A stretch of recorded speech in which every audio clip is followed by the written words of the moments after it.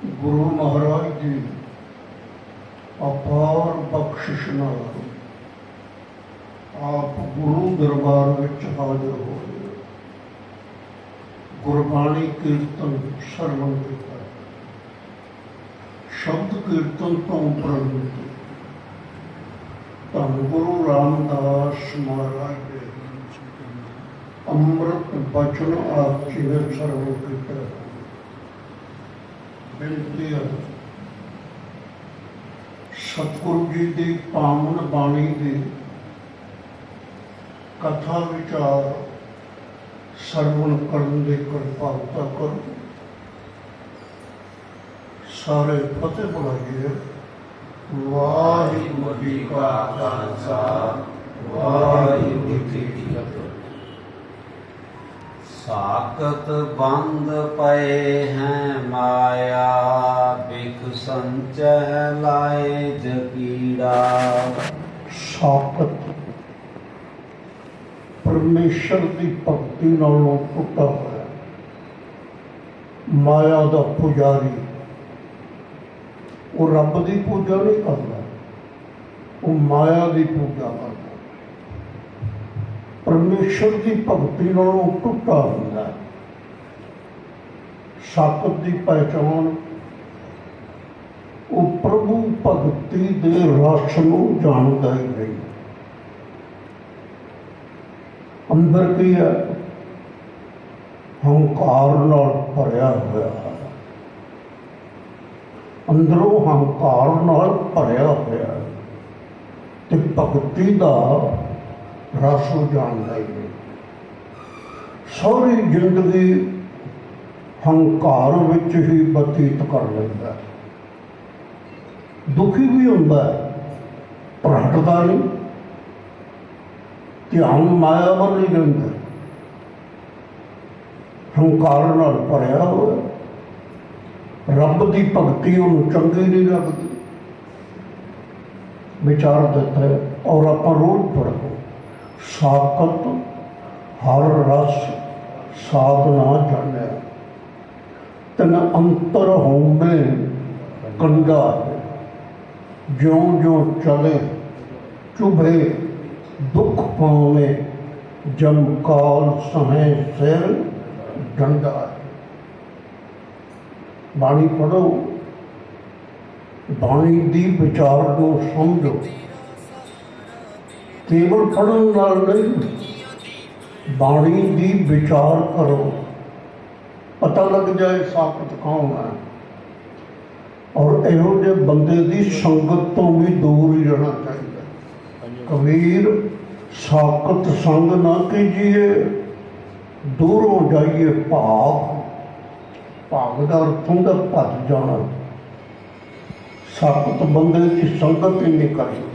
ते जिहड़े बंदे रब की भगती नालों टुटे हुए ने ना, जिन्होंने रब की भगती की रस नूं जानिया ही नहीं, बंधे हुए ने माया के मोह विच। सारी जिंदगी माया लई नठ भज करते हैं, तरले करते हैं, खुशामद करते हैं।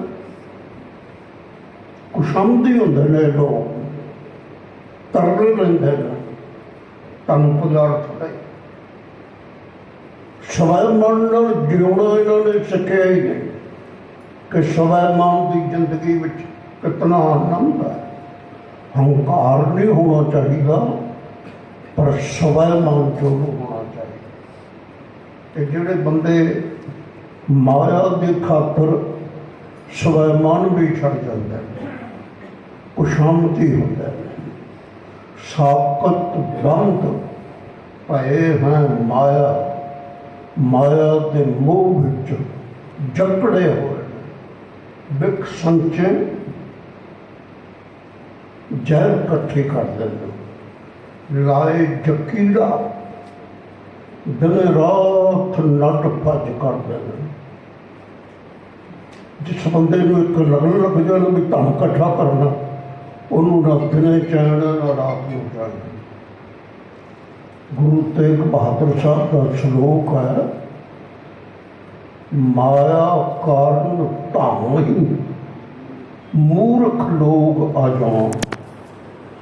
ਕਿਹੜੀ ਪਦਵੀ ਦਿੱਤੀ? ਕਹਿੰਦੇ ਮੂਰਖ ਨੇ।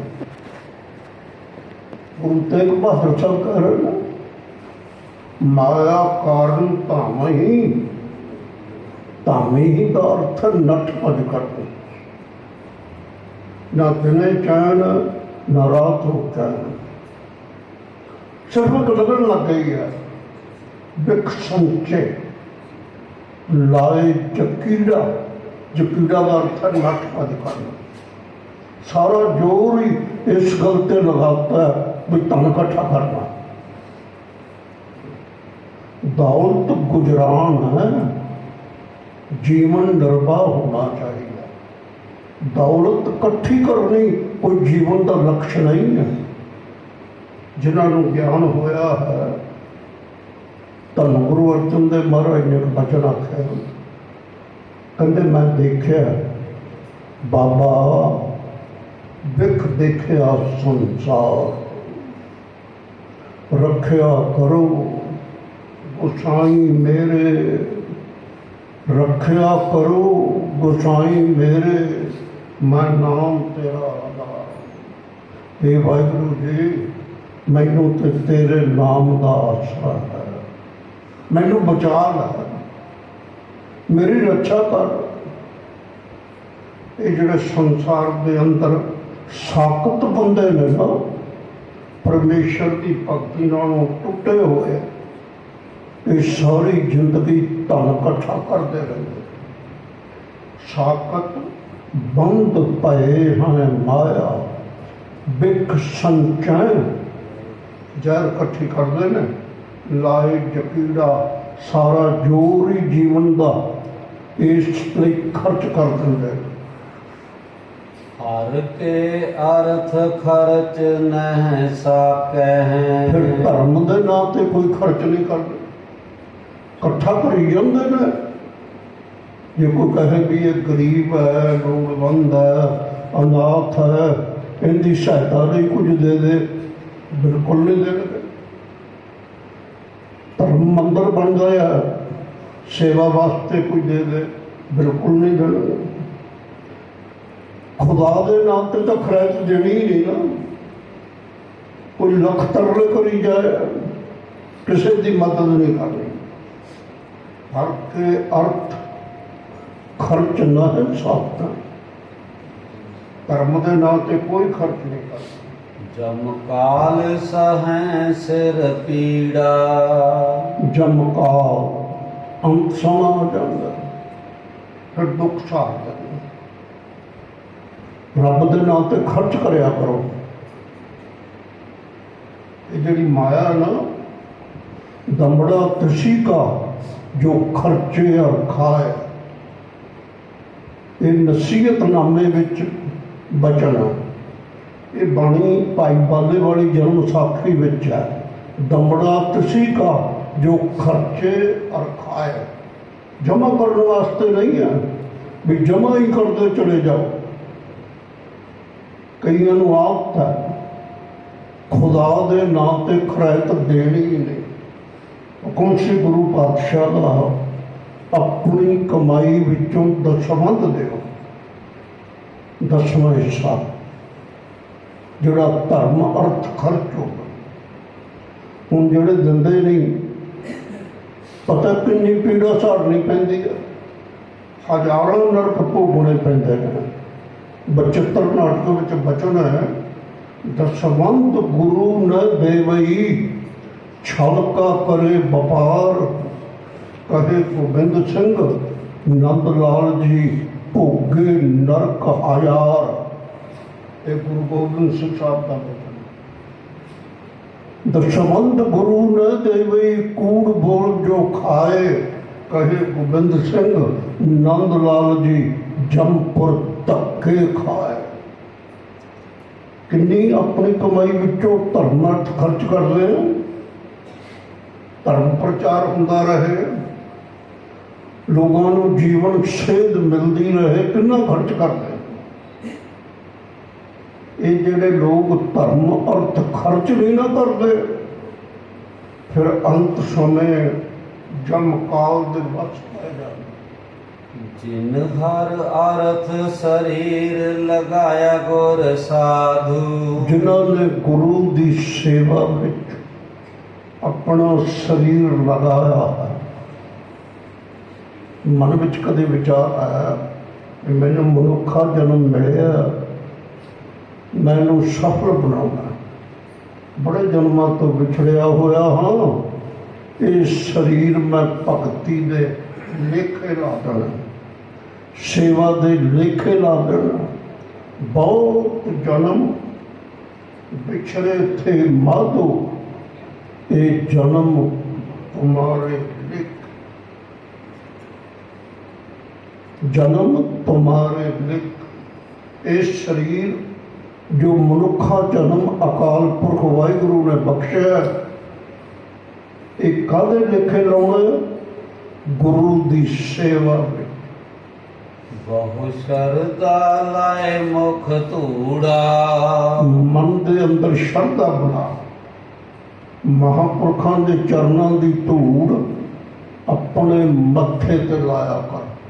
ਬਹੁਤ ਸ਼ਰਧਾ ਲਾਏ ਮੁਖ ਧੂੜਾ। ਧੂੜਾ ਕੀ ਹੈ? ਚਰਨ ਧੂੜ। ਮਹਾਂਪੁਰਖਾਂ ਦੇ ਚਰਨਾਂ ਦੀ ਧੂੜ ਆਪਣੇ ਮੱਥੇ ਤੇ ਲਾ ਲਿਆ ਕਰ। ਆਸਾ ਦੀਵਾਰ ਵਿੱਚ ਇੱਕ ਪੌੜੀ ਚਾਹੁੰਦਾ ਹੈ, ਦਾਨ ਮਹਿੰਦਾ ਤਲੀ ਖਾਕ, ਜੇ ਮਿਲੇ ਤਾਂ ਮਸਤਕ ਲਾਈ। ਮਹਾਂਪੁਰਖਾਂ ਦੇ ਚਰਨਾਂ ਦੀ ਧੂੜ ਆਪਣੇ ਮੱਥੇ ਤੇ ਲਾਇਆ ਕਰ। ਹਲਤ ਪਲਤ ਹਰ ਸ਼ੋਭਾ ਪਾਵਹਿ। ਹਲਤ ਪਲਤ, ਲੋਕ ਵਿੱਚ ਤੇ ਪਰਲੋਕ ਵਿੱਚ ਤੈਨੂੰ ਬੜੀ ਵਡਿਆਈ ਮਿਲੇਗੀ, ਤੇਰੀ ਸ਼ੋਭਾ ਹੋਵੇਗੀ। ਦੇਖੋ, ਇਸ ਜਗਤ ਵਿੱਚ ਸਦਾ ਲਈ ਕਿਸੇ ਨੇ ਨਹੀਂ ਰਹਿਣਾ, ਇਹ ਅਟਲ ਨਿਯਮ ਹੈ। ਸਭਨਾ ਸਹੁਰੇ ਵੰਝਣਾ, ਇਹ ਪਿਤਾ ਘਰ ਹੈ, ਪਿਓ ਦਾ ਘਰ। ਇਹਨੂੰ ਛੱਡ ਕੇ ਪਤੀ ਵਾਹਿਗੁਰੂ ਦੇ ਦੇਸ਼ ਚਲੇ ਜਾਣ ਔਰ ਸਾਹਮਣੇ ਜਾਣ। ਬਚਨ ਹੈ ਮਹਾਰਾਜ ਗੁਰੂ ਅਰਜਨ ਦੇਵ ਦਾ, ਸਭਨਾ ਸਹੁਰੇ ਵੰਝਣਾ ਸਭ ਮੁਕਲਾਵਣ ਹਾਰ। ਚਾਹੀਦਾ ਕੀ ਹੈ? ਜਿੰਨਾ ਚਿਰ ਇਸ ਜਗਤ ਵਿੱਚ ਜਿਉਂਦੇ ਹਾਂ ਸੁਖੀ ਰਹੀਏ। ਜਦੋਂ ਸੰਸਾਰ ਨੂੰ ਛੱਡ ਕੇ ਪਰਲੋਕ ਵਿੱਚ ਜਾਈਏ, ਉੱਥੇ ਵੀ ਸੁੱਖ ਮਿਲੇ। ਇਹ ਲੋਕ ਸੁਖੀਏ, ਪਰਲੋਕ ਸੋਏ। ਹਲਤ ਸੁਖ, ਪਲਤ ਸੁਖ, ਨਿਤ ਸੁਖ, ਸਿਮਰਨੋ ਨਾਮ ਗੋਬਿੰਦ ਕਾ ਸਦਾ ਦੀ। ਉਹਨਾਂ ਨੂੰ ਲੋਕ ਪਰਲੋਕ ਵਿੱਚ ਵਡਿਆਈ ਮਿਲੇ। ਹਰ ਰੰਗ ਲਗਾ ਮਨ ਗੂੜਾ। ਭਗਤੀ ਦਾ ਗੂੜਾ ਰੰਗ ਉਹਨਾਂ ਨੂੰ ਚੜ ਜਾਂਦਾ।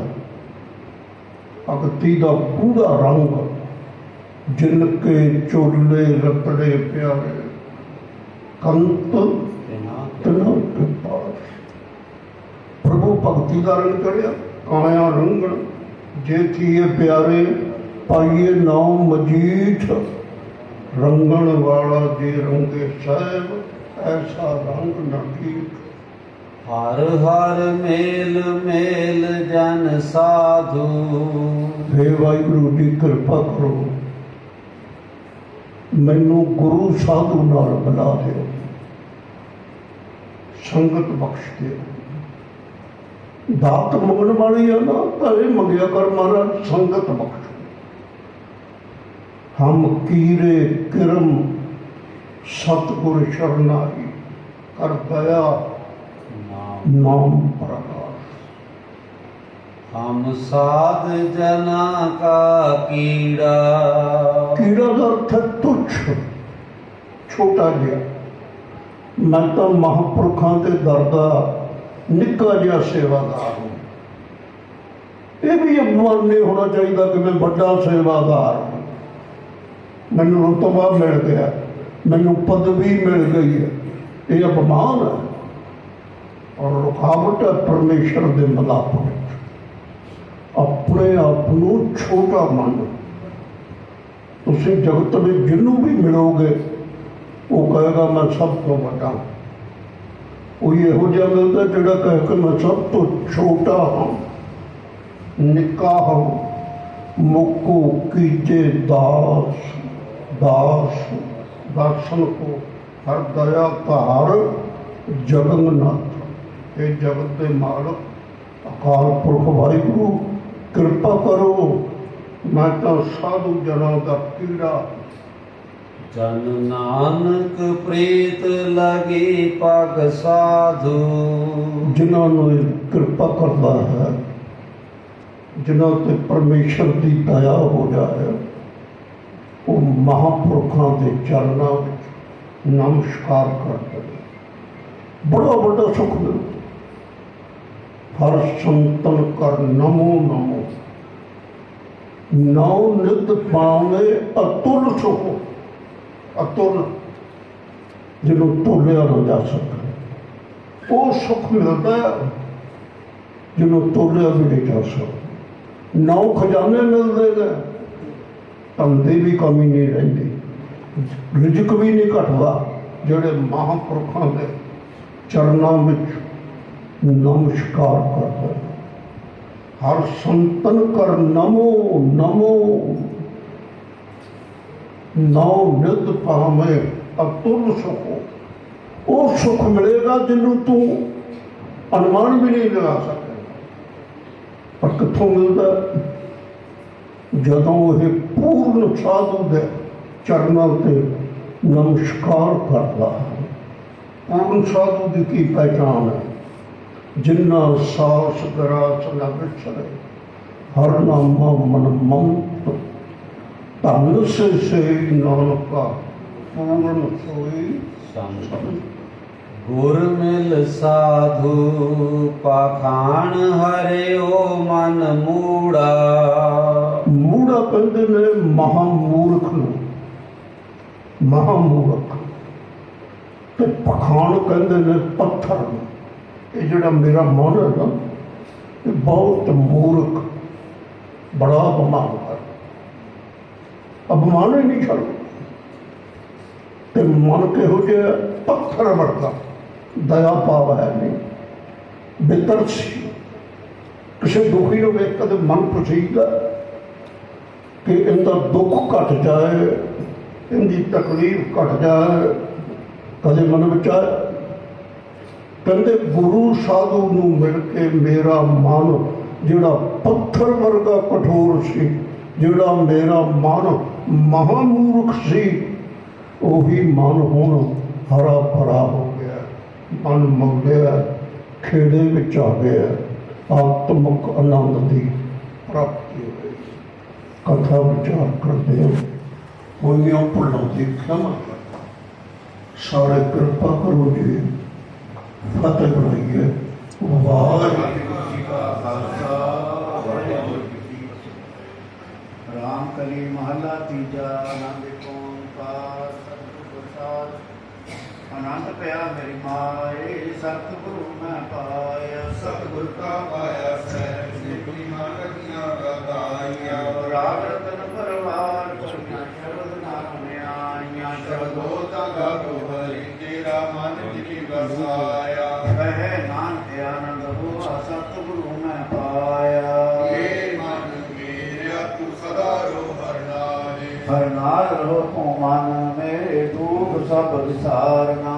ਕੀ ਕਰੋ ਕਰੇ ਤੇਰਾ ਕਾਜ ਸਭ ਸਵਾਰਨਾ। ਸਭਨਾ ਬਿਨਾ ਸਮਰੱਥ ਸੁਆਮੀ, ਸੋ ਕਿਉ ਮਨੋ ਵਿਚਾਰੇ। ਕਹੇ ਨਾਨਕ ਮਨ ਮੇਰੇ ਸਦਾ ਰੋ ਹਰਿ ਨਾਲੇ। ਸਾਚੇ ਸਾਏ